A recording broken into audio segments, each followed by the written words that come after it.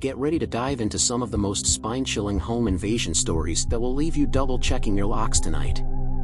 From strangers lurking at your door to intruders caught on camera, each story will keep you on the edge of your seat.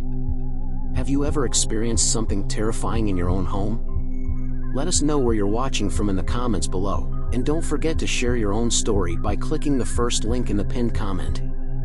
Stay with us until the end, because these tales will have you looking over your shoulder. Intruder in the neighborhood.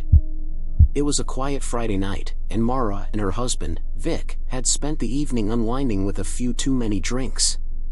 Their suburban home felt like a cozy retreat, far from any dangers or worries. As the clock ticked closer to midnight, the couple had settled into a comfortable buzz, laughing at old memories and enjoying the calm atmosphere. Then, an unexpected knock echoed through the house. It was faint at first, almost like someone was unsure whether to disturb them. Vic, expecting his mother who occasionally dropped by without notice, got up lazily. His mother had a habit of visiting at odd hours, but what he saw through the peephole sent a jolt of fear through him. A man stood on the front porch, disheveled, his clothes wrinkled and his eyes darting nervously. His hand was already on the door handle, jiggling it slightly as though testing if it would open. "Who is it?" Mara called from the living room, sensing something was wrong by the look on her husband's face. She quickly joined him by the door, her heart pounding as they both watched the stranger's calm but determined actions. He was clearly trying to enter their home. Panic rose between them. Should they shout, call the police, or simply stay silent and hope the man would leave? The alcohol clouded their decision-making, making everything feel surreal. Before Vic could react, the man abruptly turned and disappeared into the night. But their relief was short-lived. From the window, they watched in horror as the same man began moving door to door in the neighborhood, checking each handle as though he was determined to find one unlocked. As they stood by the window, hearts racing, Mara and Vic couldn't tear their eyes away from the unsettling sight. The man, moving with a strange calmness, continued testing doors along their street. Each house he approached seemed unaware of the potential danger lurking outside. The streetlights cast long shadows as he moved from one property to the next, his figure disappearing and reappearing in the dim light. "We have to do something," Mara whispered, her voice shaky. She grabbed Vic's arm, a mix of fear and urgency in her voice. "What if someone opens the door?" Just as Vic reached for his phone to call the police, they noticed the man stop at the home of their elderly neighbor, Mrs. O'Connor. The old woman lived alone, and the thought of her encountering this stranger sent a chill through Mara. Without a second thought, they hurried out the door, abandoning their initial hesitation. As they crossed the street, the man disappeared into Mrs. O'Connor's home, the front door swinging open as if it had been left unlocked. Panic surged through Vic, and he rushed ahead, banging on the door. "Mrs. O'Connor," he called, his voice louder than intended. "Is everything okay?" A moment later, the door creaked open, and the man stood there, staring at them with a blank expression. Behind him, Mrs. O'Connor appeared, confused but unharmed. "What's going on?" she asked, her voice trembling. The man spoke calmly, claiming he was looking for a friend's house, but something about his explanation felt off. He didn't seem in a hurry to leave, and his presence lingered like a shadow in the doorway. Mara and Vic exchanged a quick glance, their instincts screaming that something wasn't right. The man's story, claiming he was looking for a friend's house, didn't add up. His calm demeanor felt unnerving, especially given the circumstances. The tension hung in the air, thick and suffocating, as they stood frozen on Mrs. O'Connor's porch. "Maybe you should go," Vic finally said, trying to sound firm despite the growing unease in his voice. He didn't want to push the stranger too hard, but they needed him out of their neighbor's home. Mrs. O'Connor looked between them, her confusion evident. "Are you sure you're okay?" Mara asked her gently. The man didn't seem fazed by Vic's suggestion, but after a long, uncomfortable pause, he nodded. "Yeah, sorry for the confusion," he mumbled, turning to leave, though his expression remained distant, almost mechanical. As he stepped out of the house and into the darkness, Mara couldn't shake the feeling that they hadn't seen the last of him. Once he disappeared down the street, Vic turned to Mrs. O'Connor, his voice softer now. "Please make sure to lock your doors," he urged her. She nodded, still visibly shaken, and after making sure she was all right, Mara and Vic returned to their own home. They locked every door and window, checking them twice, but the unsettling feeling didn't go away. The man's presence, his behavior, his calmness, it lingered in the back of their minds long after they had settled in for the night. Even as they tried to relax, the memory of his shadow at their door kept them on edge, leaving them to wonder if he would return. Home invasion nightmare. It was the summer of 2017, and Emma, just 18 years old, had been looking forward to a quiet weekend at home with her boyfriend, Kyle. Her parents were away, leaving the house to the couple for the evening. The plan was simple: watch movies, order food, and relax. The town they lived in was small, known for its peace and quiet, with hardly any crime. There was no reason to expect anything out of the ordinary. But that illusion of safety was shattered in an instant when the front door burst open with a deafening crash. Emma and Kyle jumped from the couch, startled by the sudden intrusion. Two men stormed in, both wearing dark hoodies, their faces shadowed by the dim lighting in the room. The taller of the two was holding a shotgun, the metal glinting under the light. The other man had a handgun tucked into his waistband, but he didn't need to draw it. The sight of the shotgun was enough to paralyze both Emma and Kyle with fear. "Where are the drugs?" the taller man demanded, his voice low but filled with menace. Confusion and terror washed over Emma. There were no drugs in the house. They had no idea what these men were talking about. Kyle tried to explain, but before he could finish a sentence, the man slammed the butt of the shotgun into Kyle's face, knocking him to the ground. Blood dripped from his nose as he groaned in pain. The shorter man grabbed Emma by the arm, forcing her down next to Kyle. "Stay on the floor," he ordered, as the men began ransacking the house, searching for something that didn't exist. The sound of drawers being opened and furniture being overturned echoed through the house as Emma and Kyle lay helpless on the floor. Kyle's face throbbed from the blow, his nose bleeding onto the carpet. Emma's heart raced uncontrollably, her breath shallow as she struggled to comprehend the situation. These men had broken into their home, demanding something they didn't have. Time seemed to slow down as the two intruders continued their frantic search. They tore through every room, throwing things onto the floor and muttering angrily to each other. Emma could hear one of them cursing under his breath, frustrated that they hadn't found what they were looking for. "Get up," one of the men suddenly commanded, his voice sharp.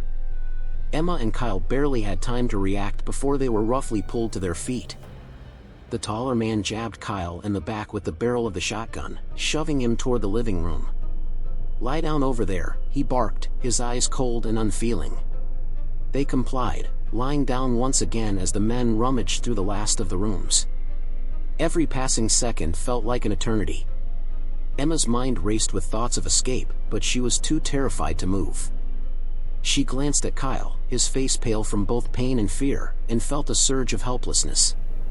There was nothing they could do. After what felt like hours, the intruders grabbed a few valuables, phones, a laptop, and Emma's purse, and stormed out of the house. The couple was left shaken, but it wasn't over. Moments later, they heard the sound of the front door creaking open again. The door creaked open slowly, and for a moment, Emma and Kyle felt frozen in place. Their minds barely had time to process what was happening. The intruders had returned. The same men who had assaulted Kyle and torn through their home were back for more. Emma's heart pounded in her chest as they both lay motionless on the floor, praying the men wouldn't find a reason to harm them further. The tall man, still gripping his shotgun, walked into the living room again. He glanced around as though assessing the situation one more time, his eyes cold and calculating. The second man followed closely behind, his expression just as menacing. They didn't speak to Emma or Kyle this time, they didn't have to. Their presence alone was enough to fill the room with dread. Without saying a word, they moved quickly, grabbing the remaining valuables they had missed the first time, some jewelry from a dresser and Kyle's car keys. Emma watched in terror as they casually pocketed the items, as though this was just another routine robbery. Finally, After what felt like an eternity, the men walked toward the door again, leaving as abruptly as they had returned. The sound of the door slamming shut was like a release of tension, but the fear still lingered. Shaken and terrified, Emma and Kyle didn't waste any time.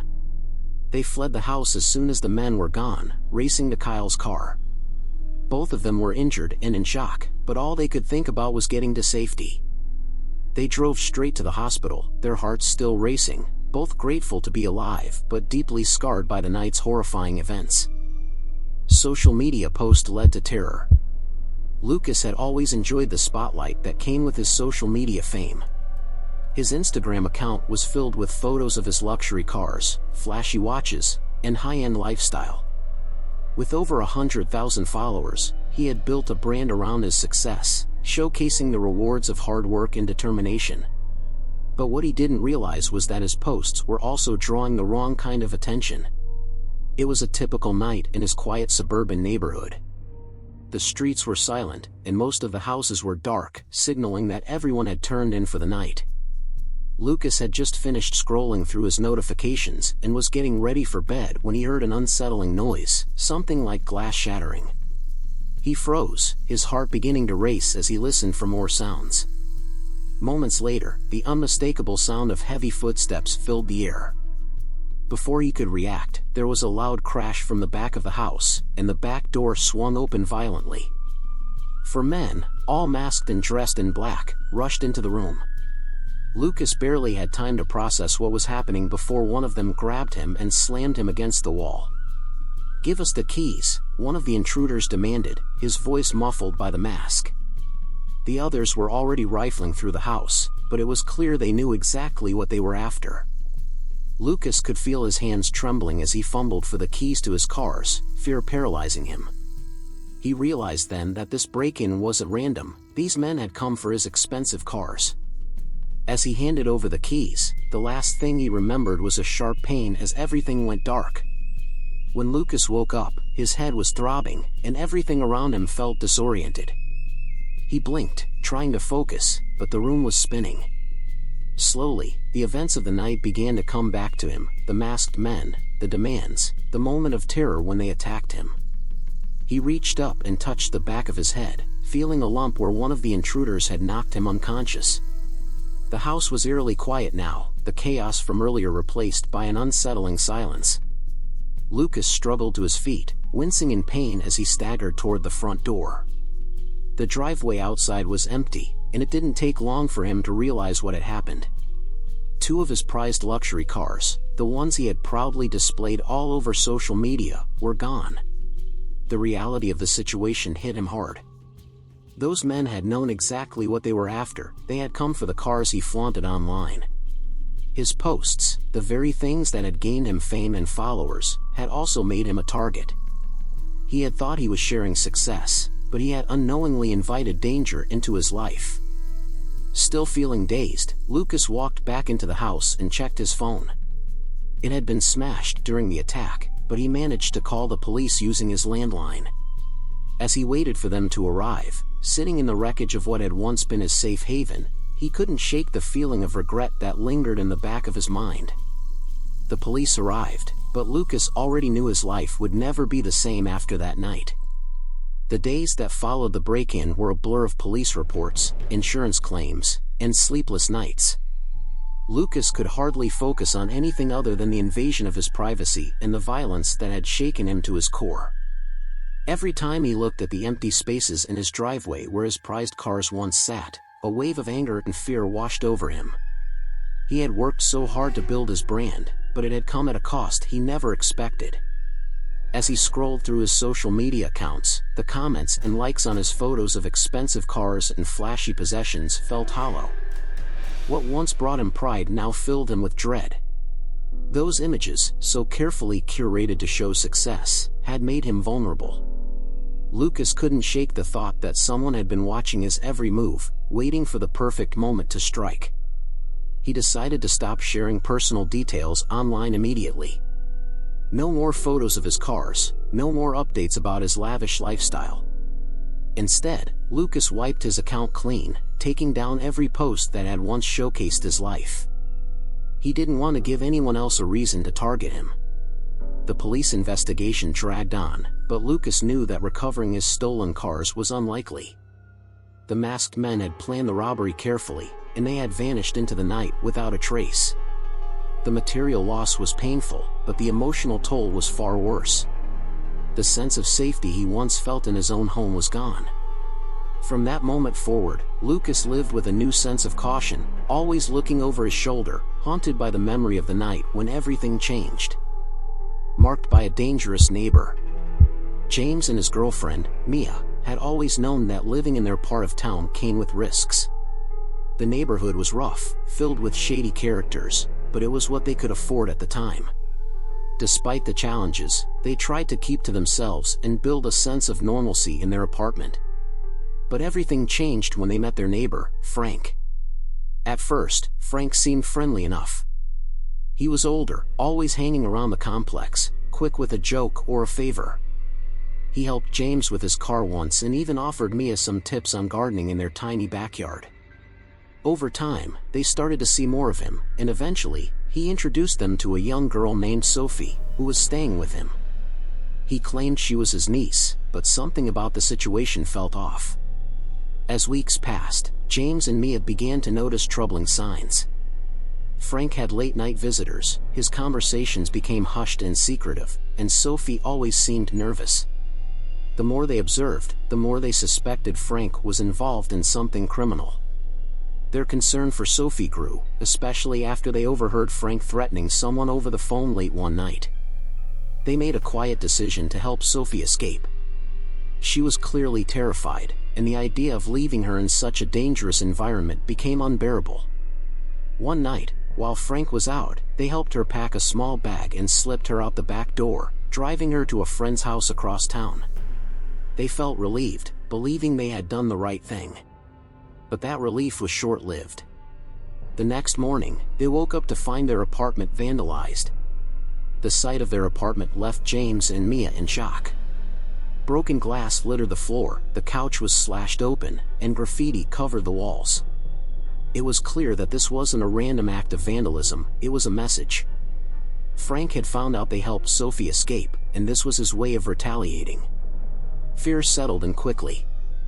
They knew Frank was dangerous, but seeing the extent of his rage made it all the more real.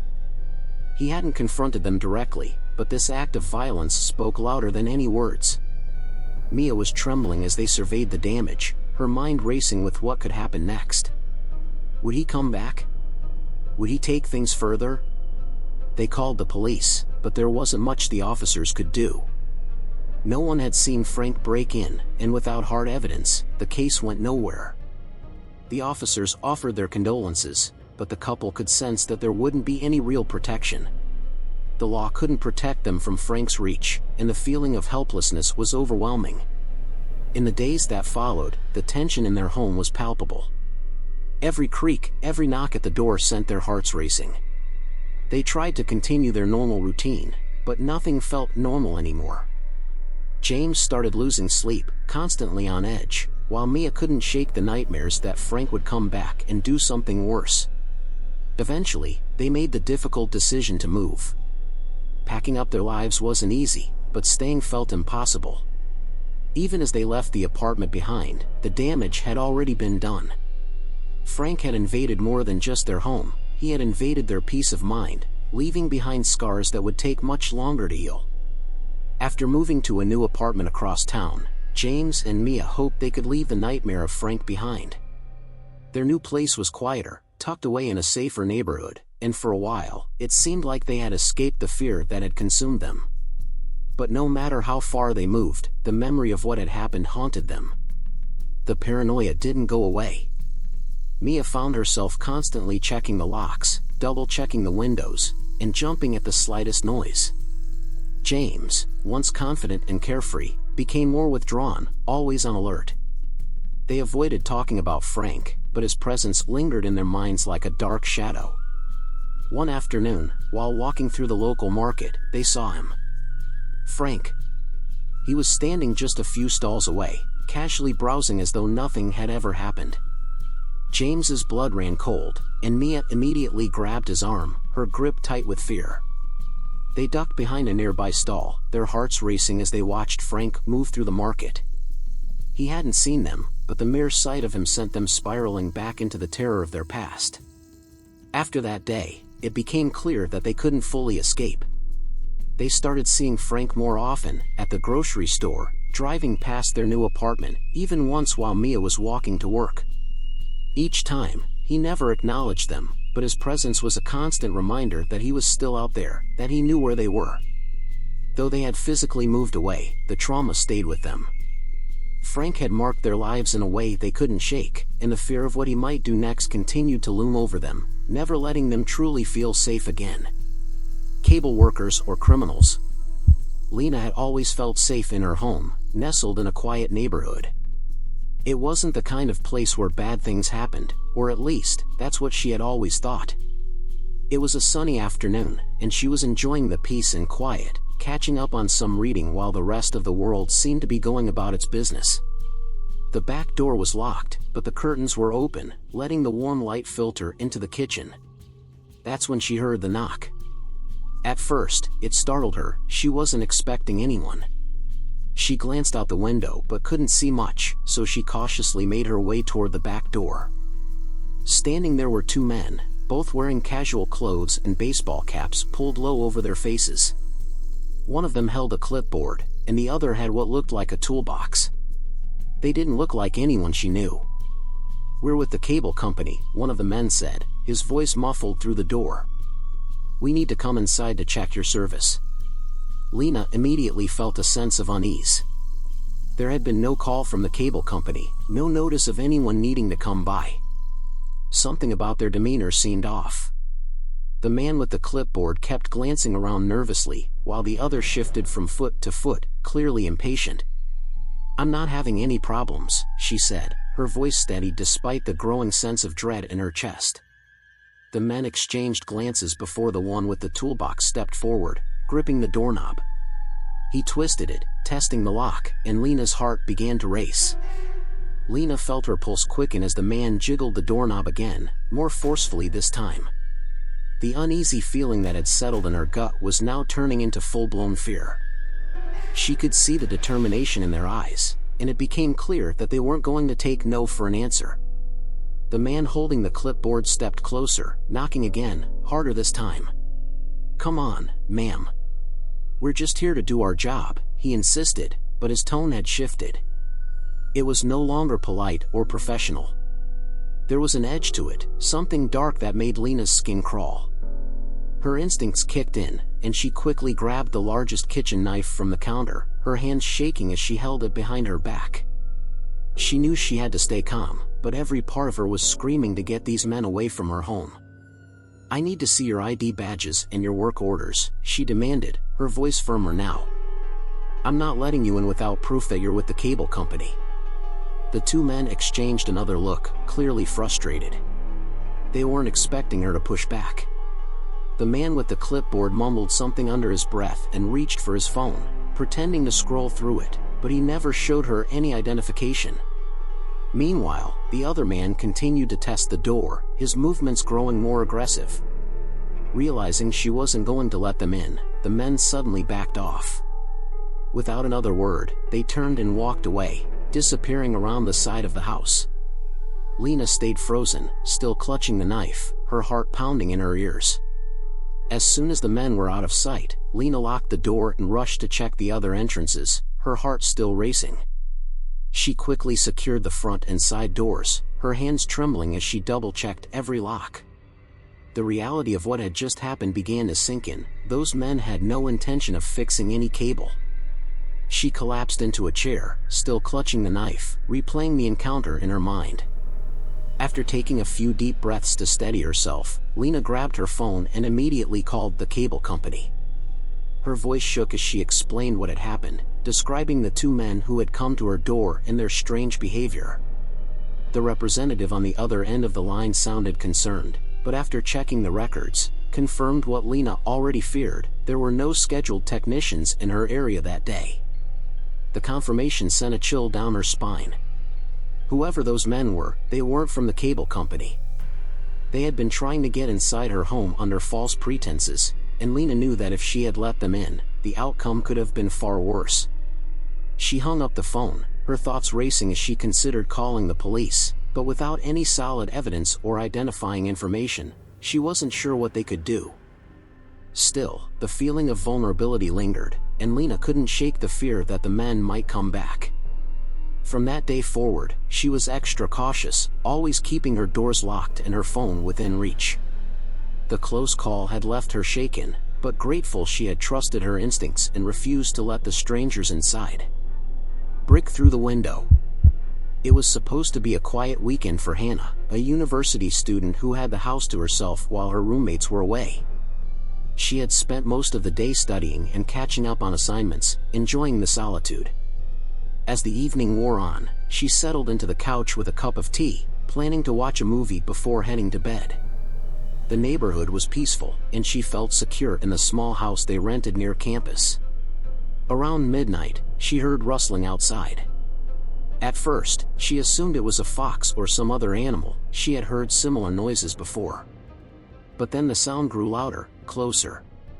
Hannah paused the movie and listened more intently, her heart beginning to race. Just as she was convincing herself it was nothing, the loud crash of shattering glass filled the air. A brick had smashed through the kitchen window. Panic surged through Hannah's body as she dropped her tea and bolted to the kitchen. The broken window gaped open, letting in the cool night air, and she could hear footsteps outside. Without thinking, she turned off all the lights, her fingers trembling as she fumbled with the switches. Her mind raced. Was someone trying to break in?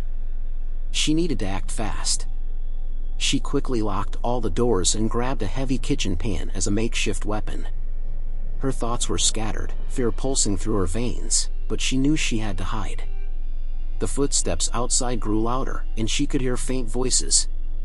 Hannah darted upstairs, her heart pounding, and locked herself in her bedroom closet, clutching the pan tightly as she listened to the intruder trying to force their way into the house.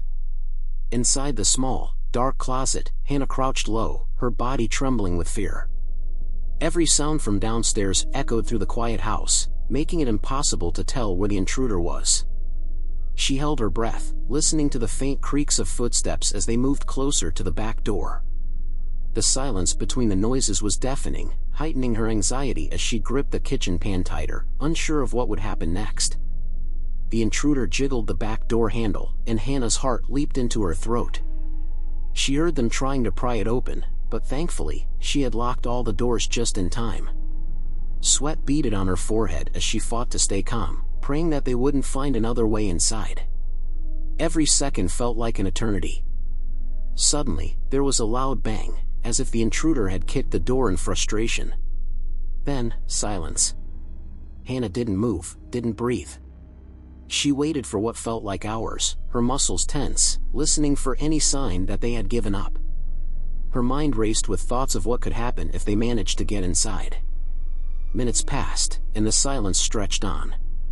Just as Hannah was starting to hope that they had left, she heard a car pull up outside.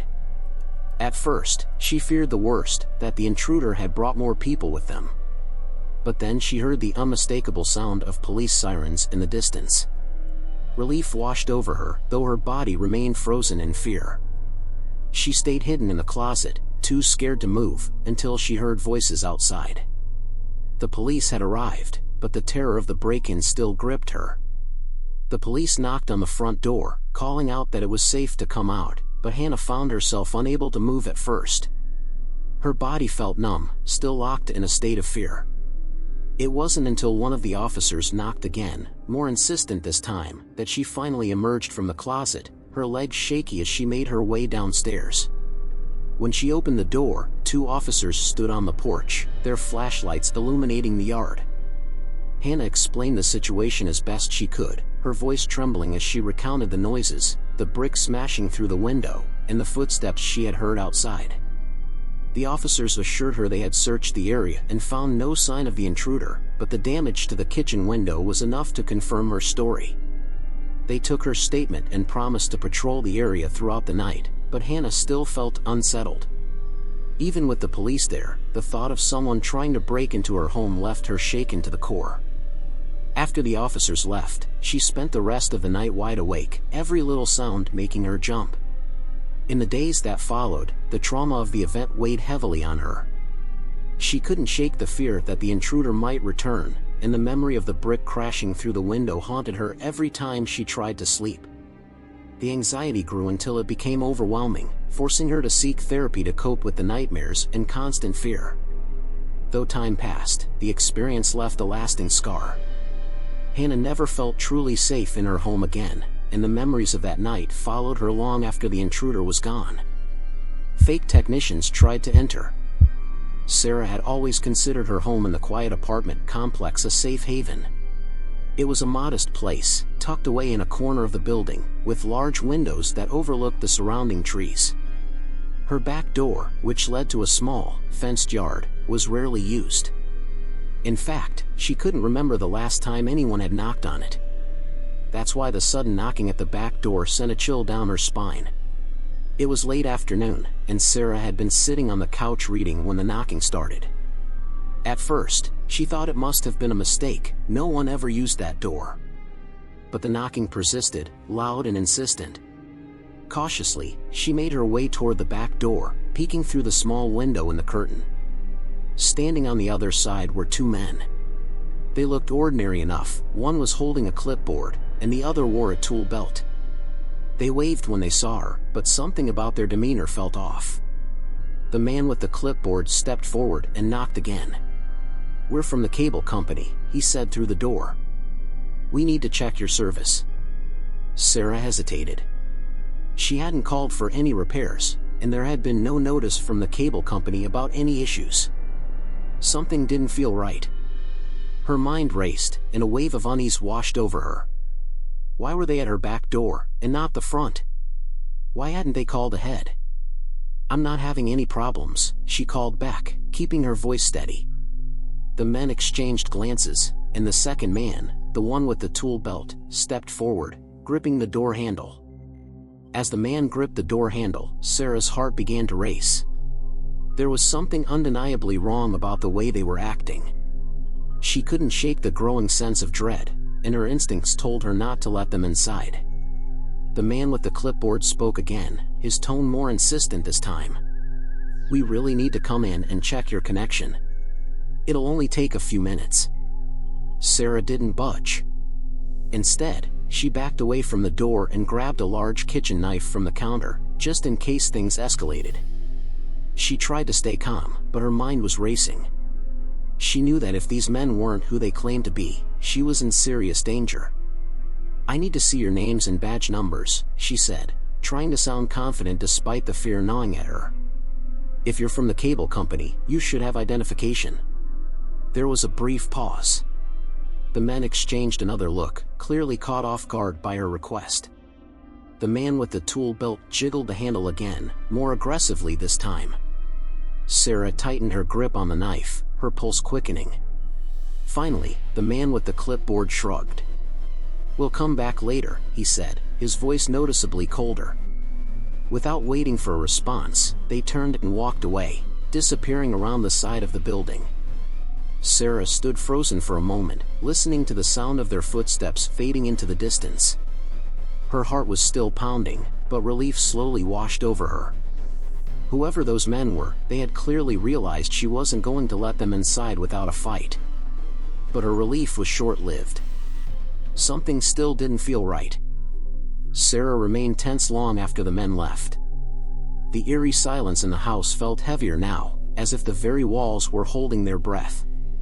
She paced the kitchen, still gripping the knife, her mind replaying the encounter over and over.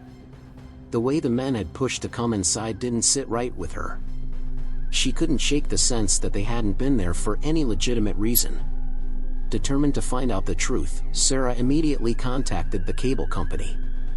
She sat at the edge of her couch, her hands still shaking as she explained the situation to the representative.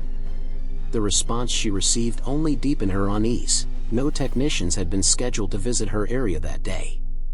There was no record of any work orders, and no reason anyone should have been at her door claiming to be with the company. The confirmation sent a chill down her spine. Those men had been trying to get inside under false pretenses. What would have happened if she had let them in? The thought made her stomach churn. Even though they were gone, Sarah couldn't shake the lingering fear. She checked and rechecked the locks on all the doors, closed the curtains tightly, and made sure the house was as secure as possible. Every little sound from outside, the creak of the trees, the distant hum of traffic, made her jump. Over the next few days, the paranoia stayed with her. She knew she had narrowly avoided something terrible. From that point on, she was hypervigilant about anyone coming to her door, always suspicious, never willing to let her guard down. Though nothing else happened, the close call left Sarah with a permanent sense of unease that never truly faded. Summer night break-in horror. It was a warm summer evening, and Ethan and his younger brother, Jake, were home alone while their parents were out for the night. They had spent most of the day playing video games and lounging around, enjoying the freedom that came with having the house to themselves. As the evening rolled in, they settled in front of the TV, feeling relaxed and carefree. The sun had already set, and the only light in the house came from the screen. Around 10 p.m., Ethan noticed something strange outside. A flicker of light, almost like a flashlight, moved across the backyard. He paused the game and nudged Jake. "Did you see that?" he whispered.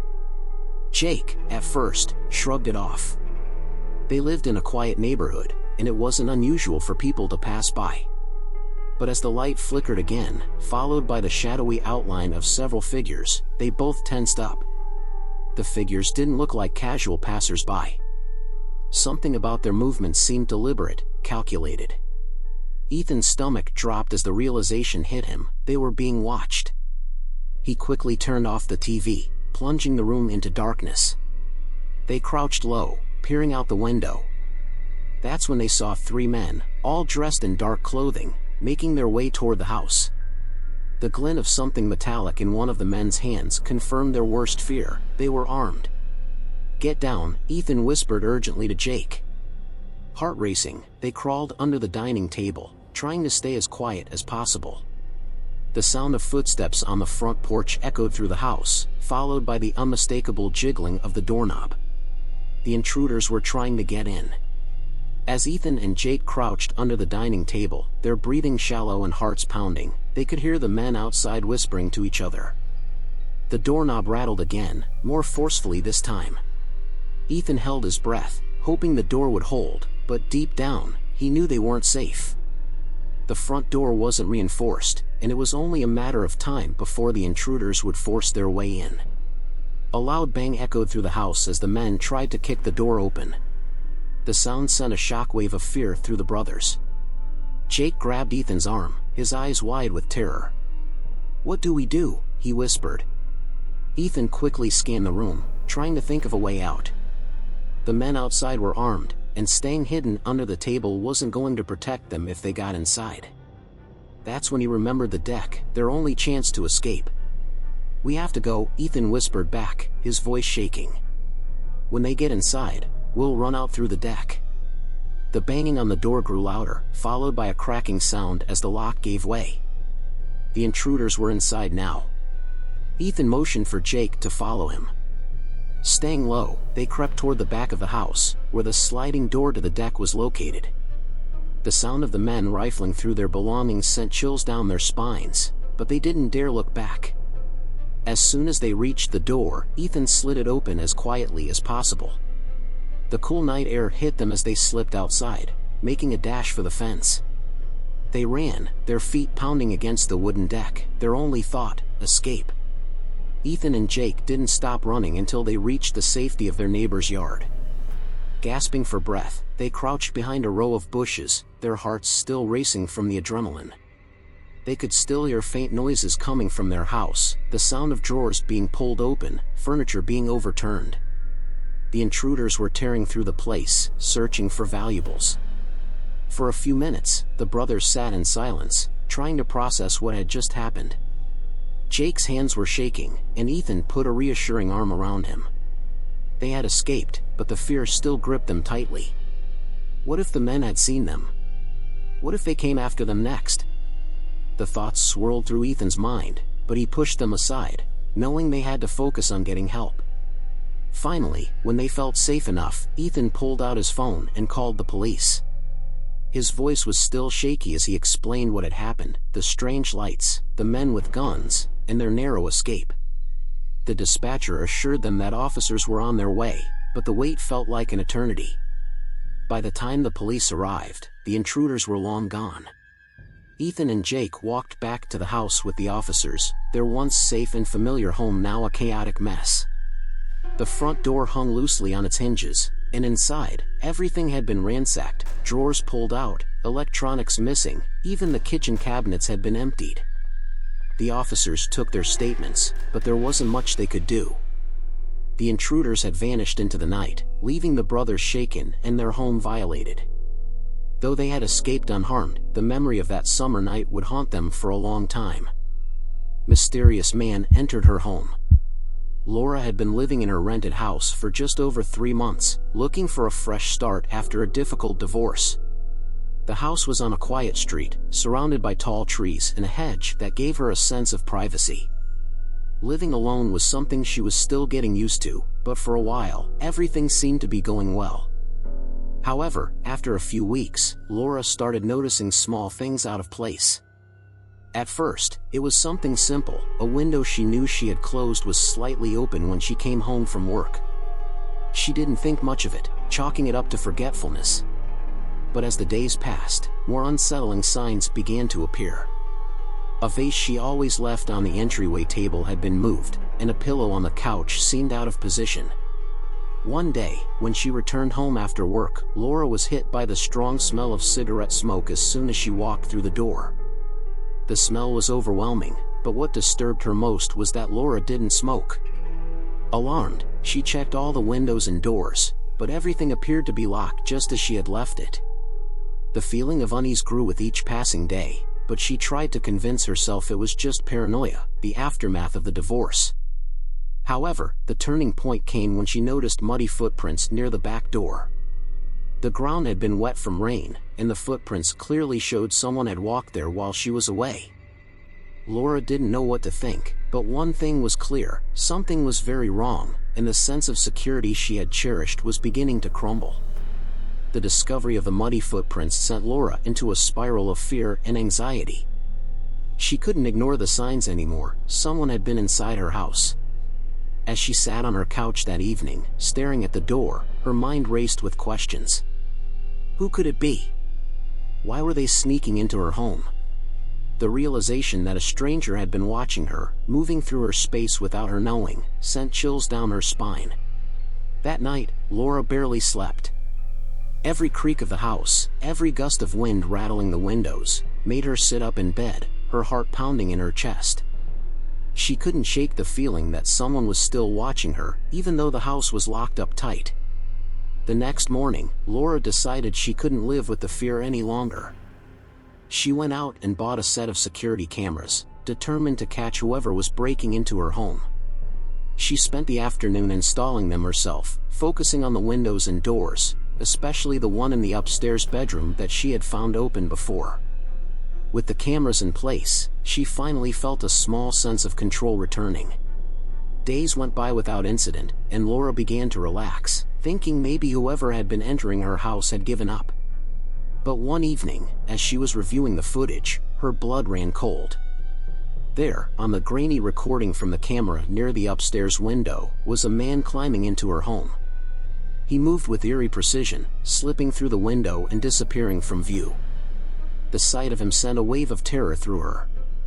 Laura immediately called the police, her hands shaking as she realized just how real the danger had been all along. When the police arrived, Laura showed them the footage, her hands still trembling as she replayed the clip. The grainy image of the man climbing through her upstairs window was all the proof they needed to take the situation seriously. The officers combed through the house and yard, looking for any other signs of forced entry or hidden dangers. They reassured her that they would investigate, but the experience had already left an indelible mark on her sense of safety. Even though the police promised to increase patrols in the area, Laura couldn't shake the overwhelming fear that had taken root. Knowing someone had been in her home while she was gone, and perhaps even while she was there, was too much to bear. Every shadow, Every noise felt like a threat. The sight of the muddy footprints, the smell of cigarette smoke, everything now seemed to confirm her worst fears. The next few days were a blur of anxiety.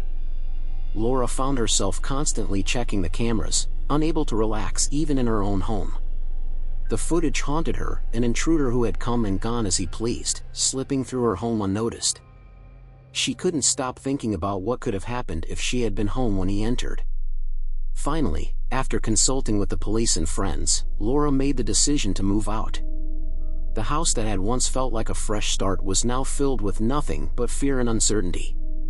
Packing her things, she felt a mix of relief and sadness, but she knew it was the only way to regain control over her life. Though she moved to a new place, the experience left Laura with a lingering sense of paranoia that would take a long time to fade. As you've seen tonight, these home invasion stories are more than just nightmares, they're real experiences that haunt the people who live through them. Which one left you the most unsettled? Do you have your own terrifying story to share? We'd love to hear it, so drop your experience in the comments below. And if you're ready for more spine-tingling tales, don't forget to hit the subscribe button and give this video a thumbs up, it really helps the channel grow. Before you go, be sure to check out more chilling videos right here on our channel. Stay safe out there, because you never know what might be lurking.